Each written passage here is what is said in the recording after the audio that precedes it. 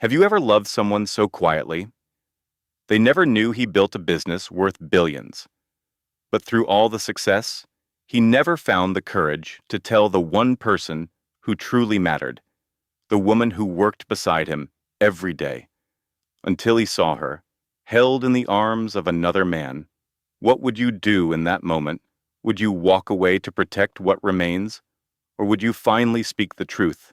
Even if it is too late, Elliot Westwood lived by rules, by silence, by control. But love does not wait for permission, and regret does not ask if you are ready. This is a story about missed chances, about the small things that build a connection, and the long silence that can destroy it. If you have ever loved in silence, if you have ever wondered, what if? Then this story is yours. Come closer. Let us begin. The wind off Biscayne Bay was gentle that evening, warm, but not humid, just enough breeze to rustle the linen napkins and carry the soft notes of the jazz quartet across the upper deck of the yacht. Elliot Westwood stood alone near the rail. His glass of champagne, barely touched, rested on the ledge beside him. Miami's city lights shimmered on the water below. They looked like broken pieces of memory. Everything around him was perfect, except for one thing. At the far end of the deck, beneath a canopy of twinkle lights and hanging orchids, Clara Monroe laughed, her shoulders relaxed, her posture soft. She looked beautiful, too beautiful. Her hair, swept up into a simple bun, caught the light with every movement. Her navy blue dress hugged her figure in a way that felt both elegant and heartbreakingly familiar. She had worn that color once, on a flight to Austin for a conference. He remembered it vividly, the way she had caught him staring, the way he had looked away too quickly. Now, another man was kneeling in front of her. Elliot felt the sharp twist in his chest before he realized what was happening. A small velvet box was in the man's hands. A quiet gasp came from the gathered guests, and Clara. She covered her mouth with one hand. The other reached out slowly, her eyes welled with tears. "Yes," she whispered. "Yes, Matthew." The applause came like thunder, loud, full of joy, celebration, noise, too much noise. Elliot did not hear the champagne glass fall, but he heard it break, a sharp, crystalline sound against the deck, the sound of something fragile shattering. He blinked, and then she was gone. Not literally. She was still across the deck, being pulled into the arms of Matthew Doyle. But she was no longer his Clara, no longer the woman who walked into his office 3 years ago and changed everything. No longer the steady presence beside him through countless meetings, late nights, impossible decisions. She had become someone else's future. Janice Carter appeared beside him quietly. She was older, sharp-eyed, and always seemed to appear when he least expected it. "Looks like congratulations are in order," she said. Her voice was gentle. Elliot nodded. Slowly. "She did not tell me," he murmured. "Not once." Janice gave him a look. Maybe she was waiting for someone else to speak first. He did not answer. Instead, he knelt to pick up the pieces of broken glass. One sharp edge caught his skin. A thin line of blood bloomed across his palm. He did not flinch. His heart was already bleeding. What was one more cut? From across the deck, Clara saw him. Her smile faltered for just a second. She said something to Matthew and moved toward Elliot. Her heels clicked softly against the polished wood. "Are you all right?" she asked. "You are bleeding."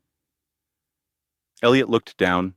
His shirt was stained, the white fabric now marked with a growing spot of red. "It is nothing," he said. He grabbed a cloth napkin from a nearby table and wrapped his hand. Congratulations. Matthew seems kind. Clara hesitated. Her hand hovered, as if she wanted to reach for him, but thought better of it. Thank you, she said. That means a lot. There was something in her voice. Not quite sadness, not quite relief. A mix of things. Elliot could not decipher it. He had never been good at reading her when it mattered most. Matthew joined them a moment later. His arm slid naturally around Clara's waist. There you are, he said. He brushed a kiss on her temple. Everyone is asking for you. He nodded politely to Elliot. Thank you for hosting tonight. Clara has told me so much about your work together. It is impressive. Elliot shook his hand. The pleasure is mine, he said. You are a lucky man. I know, Matthew replied, beaming. Clara looked at Elliot one more time. Her eyes lingered. Take care of that cut, she said. Then she turned away. Just like that. Back to the crowd. Back to her new life. And Elliot. He stood there alone. The party continued. People danced. Music played. Waiters passed trays of champagne and small appetizers. But for Elliot Westwood, time had stopped. He had built an empire, managed billions in assets, appeared on magazine covers and television interviews. He had controlled markets, reshaped industries, stood calmly in front of global leaders, and yet he could not move, not when the one thing he had wanted most had just slipped through his fingers. Not because he had lost her, but because he had never dared to say the words that might have made her stay. The office was quiet that morning. Outside the tall windows, the city of Austin stretched toward the horizon. Pale sunlight spilled across the hardwood floor of the lobby. The receptionist smiled politely as Clara Monroe adjusted the collar of her blazer for the 5th time. She hated waiting, not because of impatience, but because of what waiting did to her mind. She would begin to question everything. Her outfit, her voice, her resume, her decision to leave the Army 2 years ago, her decision to apply for this job at all. Westwood Energy was no ordinary company. Founded by Elliot Westwood, after a series of bold, clean energy patents, the firm had grown into a national force. It had been featured in Forbes, Fast Company, and even on late-night television. Some called Elliot a genius. Others called him reckless. Clara had read everything she could find. Still, she was not sure what to expect. The elevator opened. A woman in her 60s stepped out with confident steps. Her silver hair was pulled into a neat twist. She walked directly toward Clara. You must be Miss Monroe. Clara stood quickly. Yes, Clara Monroe. I am Helen, Chief of Staff. Mr. Westwood is ready for you. Clara followed her down a long hallway of glass and soft carpet. She could see open-concept workstations through the glass walls, engineers, analysts, and designers, all working quietly, focused, efficient. At the far end, a corner office. Helen knocked once, then opened the door. Sir, this is Clara Monroe. A deep voice responded, without looking up. Send her in. Clara stepped inside. The man behind the desk did not match the photographs she had seen. He looked younger in person, 42, she remembered, but there was something older in his posture, a stillness, as if he had spent a long time listening to people before deciding what to say. His hair was slightly unruly, like he had run his fingers through it too many times. He wore no tie. His sleeves were rolled. The office was neat, but lived in. A blueprint of a solar grid lay open beside his laptop. He finally looked up, and for a moment, Clara forgot her lines. His eyes were sharp, not unkind, but curious, observing. Miss Monroe, he said, standing to shake her hand. Thank you for coming. Thank you for the opportunity. His handshake was firm, grounded. "Please, sit." Clara sat, her back straight. She tried to steady her breathing. Elliot scanned her resume once more. "You served 8 years in the Army?" "Yes. Logistics and risk operations. And since then, nonprofit project coordination?" "Yes. Mostly in community infrastructure, water systems, rural transportation. Not much corporate experience." "No," Clara said. "But I am not afraid of pressure or learning curves." He leaned back in his chair. "I need someone who can handle chaos without adding to it. Someone who does not fold when plans fall apart." Clara nodded. "I have seen worse than chaos," she said quietly. For the first time, something shifted in his expression. Respect, or perhaps recognition. "Why apply here? Because your company is building something that matters. Not just profit, but progress. And I want to be a part of that." He stood and walked to the window, his back to her. "What do you want in 5 years?" Clara hesitated. "I want to lead initiatives, strategic ones. But right now, I want to serve, to absorb, to understand what works before I try to fix what does not." He turned to face her. Most people, when asked that question, tried to impress. She had told the truth. He returned to his desk. 3-month contract, trial basis. "If it works, we extend." Clara blinked. "Wait, is that a yes?" "It is a yes," he said. "You start Monday." 8, mem. Clara stood slowly, her mind catching up to her reality. "Thank you. I will not let you down." "I hope not," Elliot replied, but his tone had softened. As she reached the door, he spoke again. "Miss Monroe." She turned.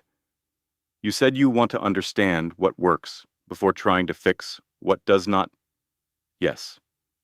"Good," he said, "because here we are still figuring that out." Clara Monroe had never worked harder in her life. In the 3 years since she walked into Westwood Energy, she had become the quiet engine behind its most complex operations. No drama, no delays. Just calm, efficient execution. She learned quickly. She spoke rarely. But when she did, people listened.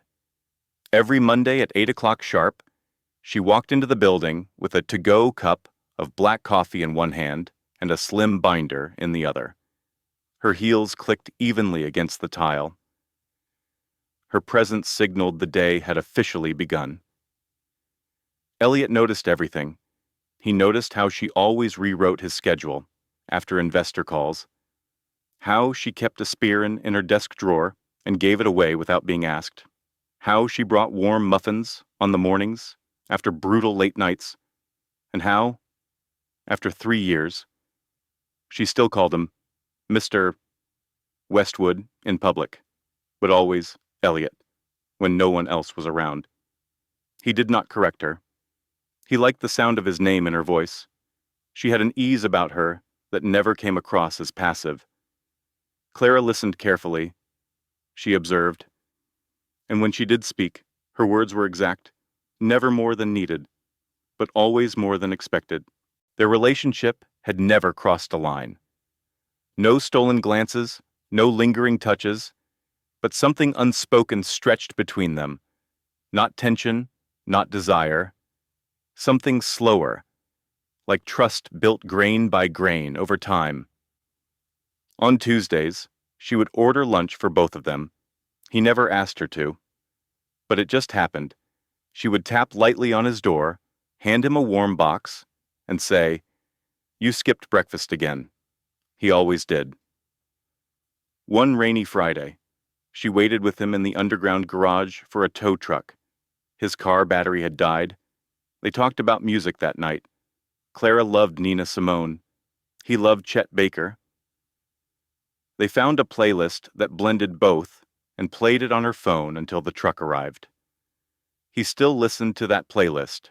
At first, Elliot thought what he felt was admiration, then respect, then gratitude. But somewhere between the second year and the third, he realized it was something much deeper. He was falling in love with her. Slowly, steadily, quietly. And he hated it, not because he did not want to love her, but because he had no idea what to do about it. She was his assistant, his closest professional partner, the person who had seen him angry, tired, overworked, lost in spreadsheets, and still showed up the next day with fresh notes and a calm voice. He could not risk that. And yet, there were moments, small ones, ordinary ones, that gutted him, like the time she stayed late to help finish the quarterly report, and she took off her shoes under the desk without saying a word. Her bare feet curled slightly in the carpet. She yawned and kept typing. In that instant, she looked so comfortable, so present, like she belonged there, like she belonged with him. But he said nothing, because silence felt safer than a no. Because if she rejected him, he would lose more than just pride. He would lose her. What Elliot did not know was that Clara noticed him, too. She noticed how he never raised his voice, even when frustrated. How he read every word of her policy reports, even when she said they were just drafts. How he brought her favorite peppermint tea after board meetings. How he looked out the window a little longer on the days when the sky turned pink before sunset. She wondered, sometimes, if he was lonely. She wondered, often, if she was, too. But Clara had spent years learning how to carry her solitude like armor. The army taught her how to move through a room without needing to be seen. Civilian life had taught her how to lead without shouting. She had long stopped expecting the world to offer softness. Yet, with Elliot, things felt different. Not easier, just quieter. There was one night, during a thunderstorm, when the office lost power. Most people went home, but she and Elliot stayed, finishing a grant proposal by candlelight. He had lit 3 tall tapers from the staff break room. Their shadows flickered across the whiteboards. They sat close, but not touching. At one point, the wind rattled the windows. She jumped slightly. He looked over. "You all right?" he asked. She nodded, but he reached over anyway and slid his coat across her shoulders. He did not ask if she was cold. He just knew. She never forgot that moment. She never told anyone about it, either. Their quiet understanding became the rhythm of the office. Some people noticed. Most did not. Until one Thursday morning, Clara walked into the building wearing a deep blue dress, the same shade she had worn on her first trip to Austin. The color brought out the warmth in her skin and the shine in her hair. Her posture was relaxed, her smile unforced. Elliot looked up from his desk as she walked in. Something caught in his chest, like a breath held too long. And for a moment, all the silence in the world pressed against him like a weight, because in that moment, he realized what scared him more than loving her, losing her to someone else. Clara had never been to the Westwood family estate before. She had heard Elliot mention it once or twice in passing. A lake house, 2 hours outside Austin. Nothing fancy, he said, just cedar walls and memories. But as the car curved up the gravel drive, Clara saw that he had been modest. The house stood 3 stories high, framed by tall pines and shaded balconies. A wide front porch wrapped around the sides. Warm lights glowed from the windows. Wind chimes danced softly in the evening breeze. She stepped out of the car and smoothed her dress. It was navy. Simple. Clean lines. No shimmer. No bold cut. She had almost worn a gray suit instead. But Elliot had said, "It is a birthday, not a board meeting." Clara had laughed then. Now she felt nervous. Elliot stood near the front steps, speaking with a tall man holding a tray of lemon bars. When he spotted Clara, he excused himself and walked toward her. "You made it." His voice sounded quieter out here, less sharp, almost warm. "Yes." The directions were perfect. "You look—" He paused. "You look very nice." "Thank you." They stood in silence for a moment. Then Elliot gestured toward the porch. "Come on. My sister is going to interrogate you in about 30 seconds. Clara raised an eyebrow. "Should I be worried?" "Probably." Inside, the house was full of life. A soft jazz record played in the background. Candles flickered on side tables. The smell of roasted garlic and fresh bread hung in the air. A woman with bright eyes and a bold red sweater walked up and hugged Clara like they had known each other for years. "You must be Clara. I am Rebecca." Finally, a face to match the name. Clara smiled, slightly startled. "Nice to meet you." Elliot never brings anyone to these things. So naturally, we all had to Google you. "Rebecca," Elliot warned. What we were curious. Rebecca grinned and took Clara's arm. "Come with me. I want to introduce you to everyone before the wine kicks in and people start making speeches." Elliot watched them walk away. Clara glanced over her shoulder once. He was still looking. She did not know why.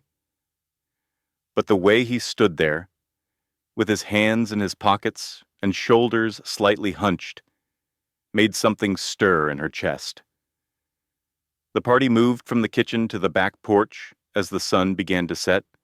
Long tables were set up with lanterns and bowls of fresh fruit. Someone lit a fire in the outdoor pit.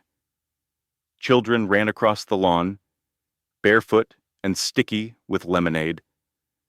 Clara found herself standing beside Elliot again, 2 glasses of iced tea in her hands. "I think your nephew just tried to sell me a rock for $5. "Sounds about right. He is running a driveway gem operation." Clara laughed. "You were right. Your sister is a force. She likes you." "I am not sure if that is comforting or terrifying." "Both," Elliot said. They stood there for a few moments, not speaking. Then he added, "You are good with people. I learned to listen early. In the army, small details could save lives. You still do that. You notice things." She looked at him. "So do you." The silence that followed was different this time. Not awkward, not professional, just full. Later, after cake and stories and an unexpected group sing-along of country roads, Rebecca pulled Clara aside on the porch. "You like him?" It was not a question. Clara blinked. "I work for him." "You like him?" Clara took a deep breath. "I respect him. I trust him."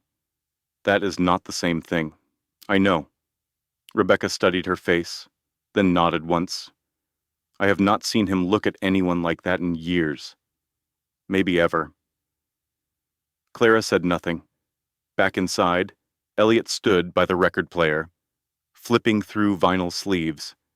He looked up when she entered. "I was going to play something slower, something quieter." She smiled. "That sounds nice." He placed the needle down. The room filled with the soft crackle of old sound. They stood there, just the two of them, surrounded by fading laughter and warm light. Neither moved, neither spoke. Then Elliot said, almost too softly to hear, "Thank you for coming. I am glad I did." And that was all. But for the first time, Clara wondered, what would happen if one of them stopped pretending this was only about work? Monday morning came with a chill in the air. Clara arrived at the office early, as always. She wore a soft cream sweater and charcoal slacks. No makeup, no heels today. Just the quiet readiness that had become her signature. Elliot walked in 15 minutes later. Their eyes met across the room. No words were exchanged, but something lingered in the space between them. The aftertaste of that family party, the record player, the silence. The way she had looked at him just before they said goodbye. He cleared his throat. Morning, morning. She handed him the day's folder. Conference with Global Wind at 9. Legal wants 5 minutes before that. Your sister called again? What did you tell her? That you would call her back. He gave a small nod. Clara turned to go, but he stopped her. Wait. She paused. Yes, I was thinking. I might go to that sustainability summit in Denver next week. The one we skipped last year. That is unusual. You hate conferences. I know. But I feel like I should be there this time. Would you like me to make travel arrangements? He hesitated. I would like you to come with me. The words hung in the air. As your assistant, his eyes held hers. As someone I trust. Clara nodded slowly. All right. Denver was colder than either of them expected. The summit took place at a sleek hotel just outside the city. Large windows, warm fires, and endless name tags. Clara moved through the crowd with quiet precision. Elliot, as always, kept to the edge of rooms. He shook hands, nodded politely, and let her handle the details. That night, after 2 panels and a private dinner with an investor group, they walked back through the snow-lit garden behind the hotel. Clara wrapped her coat tighter. Cold, she said, rubbing her hands. Wait. Elliot pulled off his gloves and handed them to her. She hesitated. They are leather. You will freeze. Take them. She slid them on. They were warm. Too warm. They kept walking. The garden lights shimmered through the snow-dusted trees. The path curved behind the greenhouse, away from the main building. It was quiet there. Peaceful. I used to come to places like this. Elliot said, when I was a kid, after dinner, just to think. Clara looked over at him. What did you think about? He shrugged. Everything. Nothing. Mostly, I just wanted to feel still. You still do. He stopped walking. She stopped too. I am not sure how much longer I can do this. The words came low and sudden. Clara's pulse jumped. Do but pretend this is only work. Her breath caught. The snow fell quietly around them. The garden lights flickered. She opened her mouth, then closed it again. Elliot took a step closer. I think about you more than I should. Clara's voice came barely above a whisper. Elliot. He looked at her. You do not have to say anything, but I want to. His eyes searched her face. I have spent 3 years convincing myself that silence was safer, that I could manage what I felt if I kept it quiet, that I could keep you close without crossing the line. And now I do not think I can. She looked down at her gloved hands, his gloves. This changes everything. I know. It is not just us. It is the team, the company. I know that too. Clara looked up. Her voice was steady now. You are not impulsive. You think everything through. If you are saying this now, it means you already made the decision. I did. Then why do you look terrified? He gave a soft, bitter laugh. Because I do not want to lose you. She stepped closer. I am still here. Their breath mingled in the cold night air.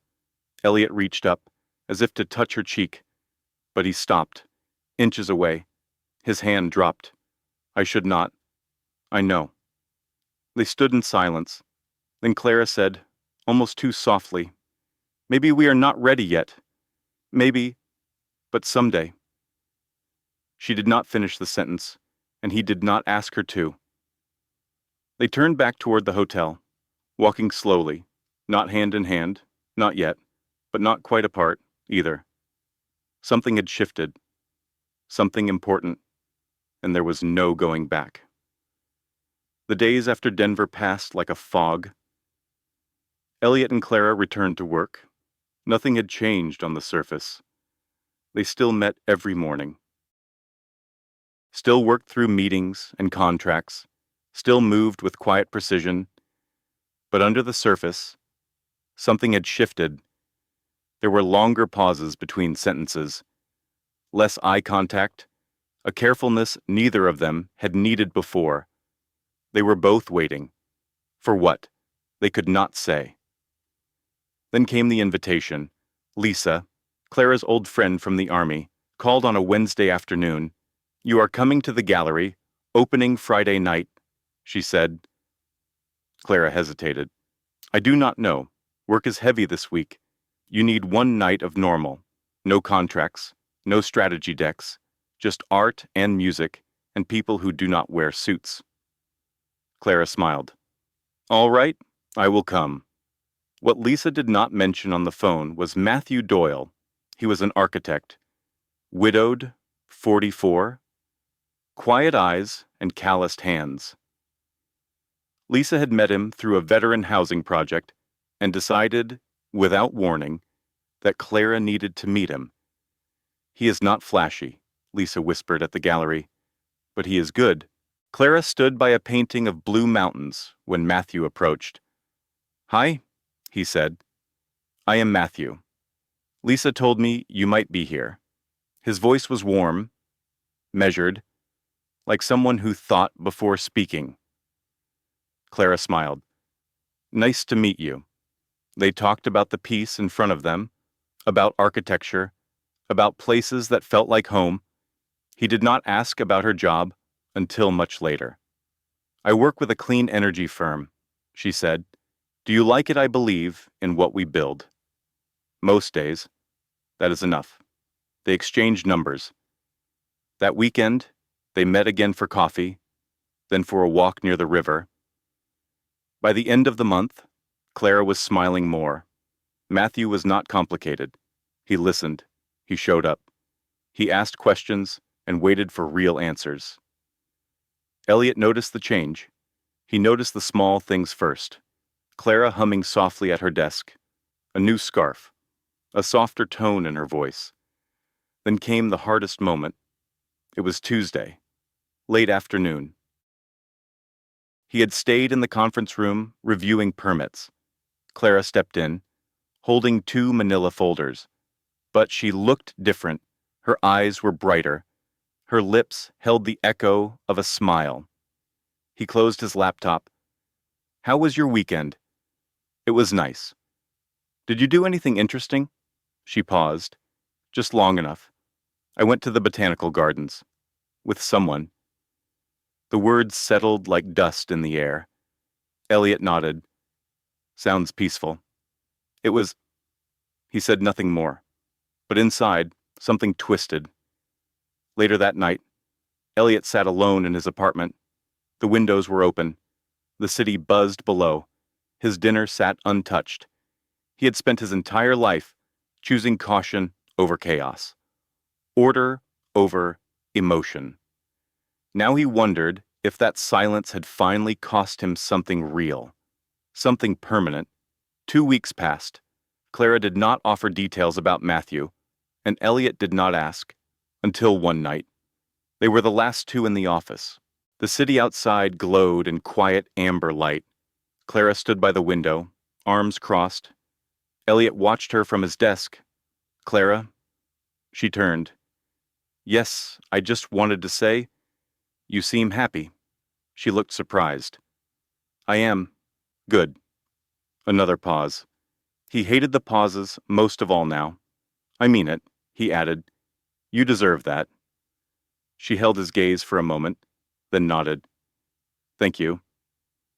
She left a few minutes later. Elliot sat in the dim office, long after, staring at nothing. The breaking point came in the simplest way. A staff party. Friday night, Clara arrived with Matthew, not formally, not hand in hand, but together.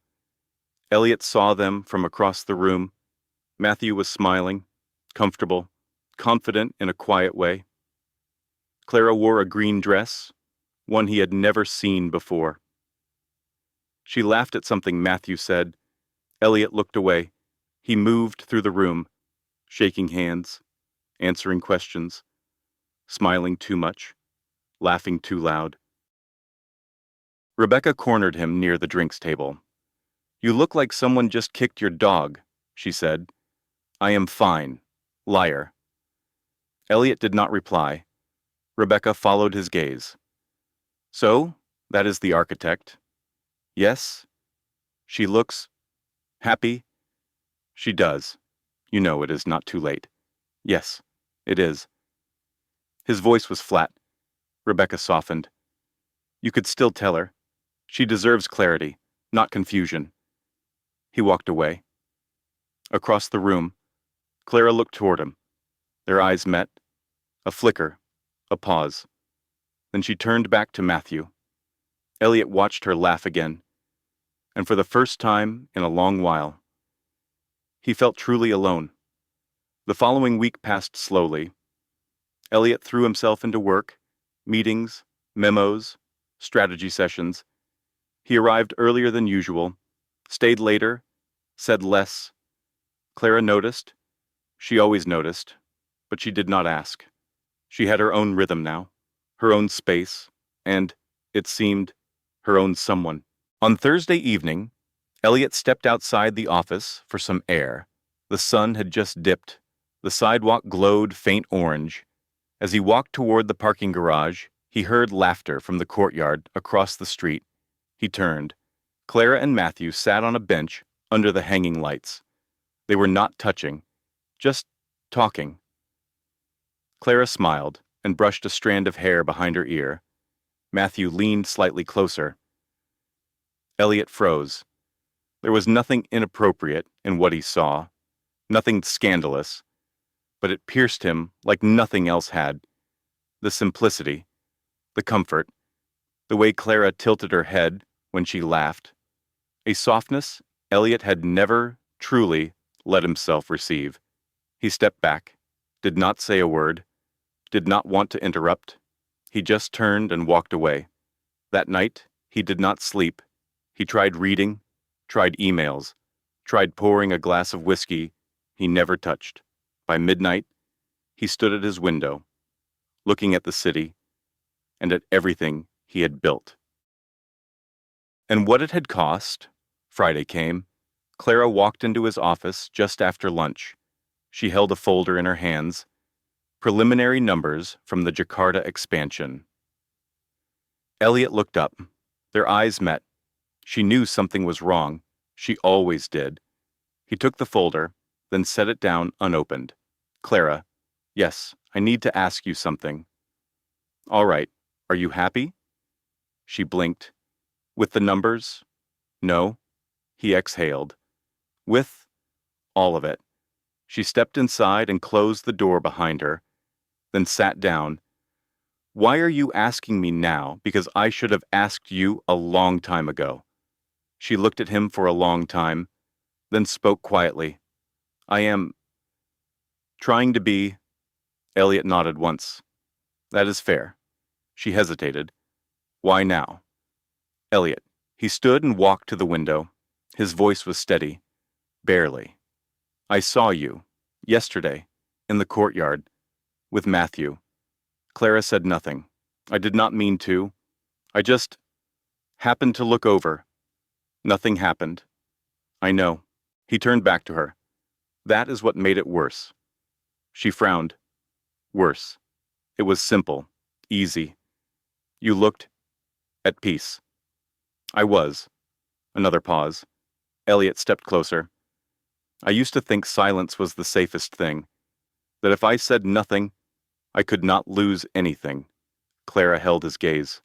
"But silence is still a choice. I know that now. And I do not want to choose it anymore." Her breath caught. "What are you saying? I am saying that I have been in love with you longer than I care to admit, that I have kept it hidden because I thought I was doing the right thing. And now I am not sure what is right anymore. I just know that watching you walk away from me, a little more, every day, is the hardest thing I have ever done. The room was very still. Outside, traffic hummed. A siren wailed in the distance. Inside, only her voice broke the silence. Why now? Because I reached my limit? Clara stood. Her hands trembled, but her voice did not. Do you know how many times I hoped you would say something, anything yes? Do you know how many nights I sat in my apartment, wondering if I was imagining all of it? I do. She took a breath. I have never asked for anything more than honesty from you. You are right. And if this is real, if this is not just guilt or timing, then I need you to be sure. He nodded. I am sure. She stepped closer. I need you to fight for it. Not someday. Not in silence. Now. I will. They stood inches apart. He looked at her like a man standing at the edge of something vast. I do not expect you to walk away from what you have with Matthew. I have not promised him anything. Still, he is kind. He is present. He makes you smile. So do you. He touched her hand. It was enough. For now. But they both knew.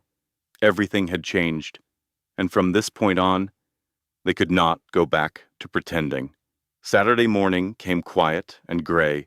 Clara sat by the window of her apartment. A mug of tea cooled beside her. The city moved slowly outside. She had not slept much. Elliot's words still echoed in her mind. I have been in love with you. She had waited so long to hear it. And now that it had come, she felt more uncertain than ever. That afternoon, Matthew called. Lunch at the Garden Cafe. She hesitated. Sure. They met under the canvas umbrellas. Birds chirped in the ivy-covered wall nearby. People laughed over salads and iced tea. Matthew smiled as always, but Clara felt the weight of everything she did not say. He reached for her hand. You seem far away today. I am sorry. You do not have to apologize. I just want to understand. Clara looked down. You are good to me, better than I deserve. Please do not say that. He waited. She took a breath. There is something I need to be honest about. He listened, his hand still over hers. I care about you, she said. I really do. But she met his eyes. But part of me has never let go of someone else. He nodded. Slowly. Elliot. Yes. Silence stretched between them. Matthew leaned back in his chair. He looked at her for a long time. There was no anger in his face.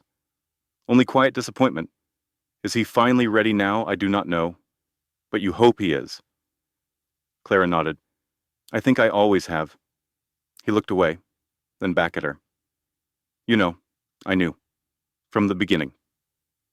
She blinked. You did not in words. But in the way you paused when you spoke about your job, in the way you smiled sometimes, like it belonged to someone else. I never meant to hurt you. I know. He stood. So? Where do we go from here? Clara rose too. I think we say goodbye, with respect. He took her hand one last time.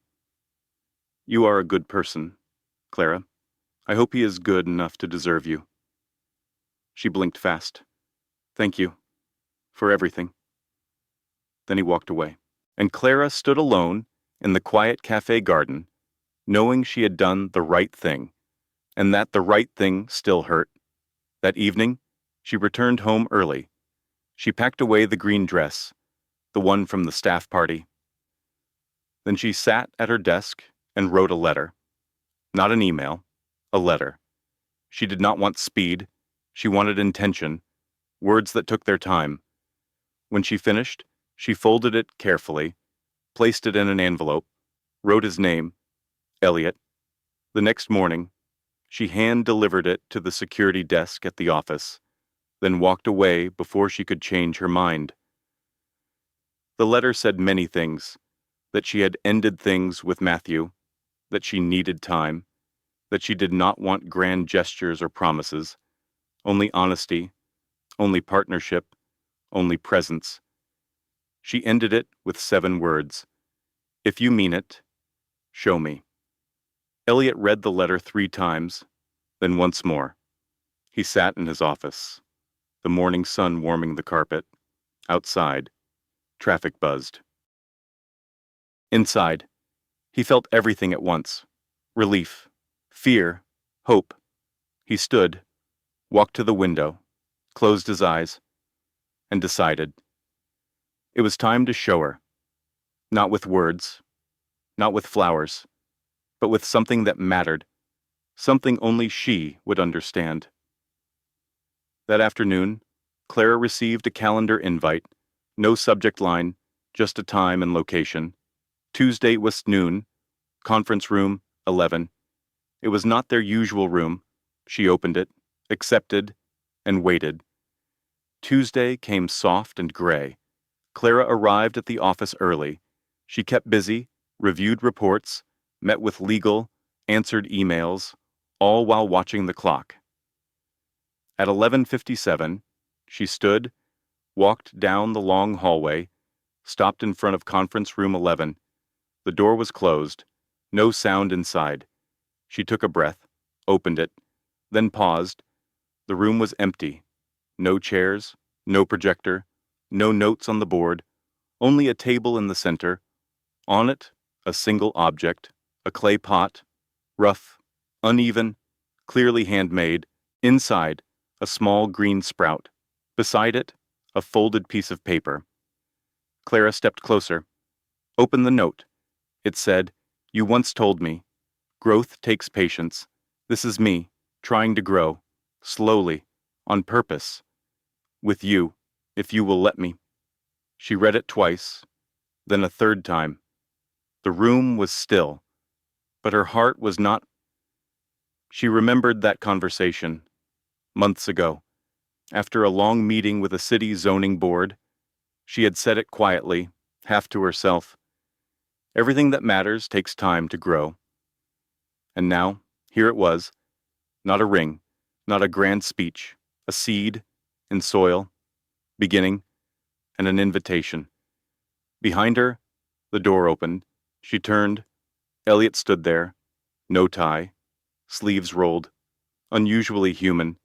Their eyes met.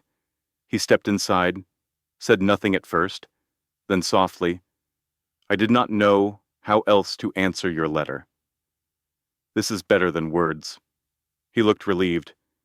"I did not want to promise something perfect, only something honest." She stepped closer. "This is honest." They stood beside the table. The plant between them. "Did you plant it yourself?" "I did. It was not pretty." She smiled. "That is the point." They fell quiet. Then Clara said, "Yes." Elliot blinked. "Yes. Yes to us. Yes to trying. Yes to not knowing exactly how, but showing up anyway." He stepped forward. Very gently, he took her hand. She did not pull away. They stood like that, not kissing, not rushing, just 2 people. Finally on the same page, finally at the beginning, of something that might take time, but was worth it, because it was real. Later that day, Rebecca stopped by. She found the room empty, except for the pot, and the sprout, and the note. She read it, smiled to herself, then whispered to no one. Finally, 1 month passed. The plant on Elliot's windowsill had grown taller. 2 new leaves had appeared. He watered it each morning, checked the soil, watched for sunlight. Sometimes, Clara did it first. She arrived earlier now, or he did. They never said which. Their routines remained, meetings, deadlines, strategy calls, but the space between them was different, no longer filled with silence. Now it held something quiet but strong, a kind of knowing, a kind of peace. They did not announce anything. There were no big declarations, just gestures. He started walking her to the subway. She started leaving notes on his desk. One said, "Remember to eat lunch today." Another said, "You were right about the Guatemala report." She still challenged him in meetings. He still listened more than he spoke. They were not perfect. Some days were hard. He still closed off when stressed. She still overworked herself without asking for help. But now they noticed. Now they said something. Now they tried. One Friday evening, they stayed late reviewing plans for a new project. When they finished, she leaned back in her chair. "Do you ever wonder what would have happened if we had talked sooner?" He looked at her. "All the time." She smiled. "But maybe this was when we were ready." Maybe. He stood and walked to the window. The city lights blinked far below. Clara joined him. They stood in silence. Then he said, "I was scared. I know. But I am not anymore." She reached for his hand. He held it. Firm, warm, steady. Outside, traffic moved. Horns echoed faintly. Inside, they just stood. Two people who had built walls for years, and now we're building something else, together. The following weekend, they visited a community garden in Brooklyn. Clara had mentioned it once, months ago. Now, Elliot had found the address. "Pick a spot," he said. "For what?" "To plant something." They walked the rows, found a corner with good sun. Kneeling down, they dug a small hole, planted a sapling, a tiny tree. She pressed the soil gently with both hands. He placed a flat stone beside it, etched with the date. They did not speak, did not need to. Later, as they walked back to the subway, Clara said, "That was the most you have ever said with no words." Elliot smiled. "I am learning. Keep going." He nodded. "I plan to." She looked up at him. Then, very softly, "Me too." That night, they sat on her balcony. 2 cups of tea, one old blanket. The city hummed below. Their shoulders touched. No music, no noise, just the quiet rhythm of something real, of something beginning. Not fast, not loud, but true, and growing, leaf by leaf, day by day, together. Sometimes, the words we do not say shape our lives more than the ones we do. Elliot and Clara remind us that silence can feel safe, but it often hides the truth we are most afraid to face. Time passes, people move on, and love that stays unspoken can slip away quietly, but it is never too late to grow. This story is not only about romance. It is about the courage to show up, to speak when it matters, to choose presence over pride. In life, we often wait for the right moment, but maybe the moment becomes right when we decide to act. If you still carry a feeling for someone, if you regret something left unsaid, let this story be a gentle reminder. You are not too old to begin again. Love is not measured in years, but in honesty, in small, steady choices, and growth takes time. Thank you for spending time with this story. If it touched your heart, please like the video, share it with someone who may need it, and subscribe to the channel for more stories that speak to the soul. Your support means more than words can say. See you in the next story, in the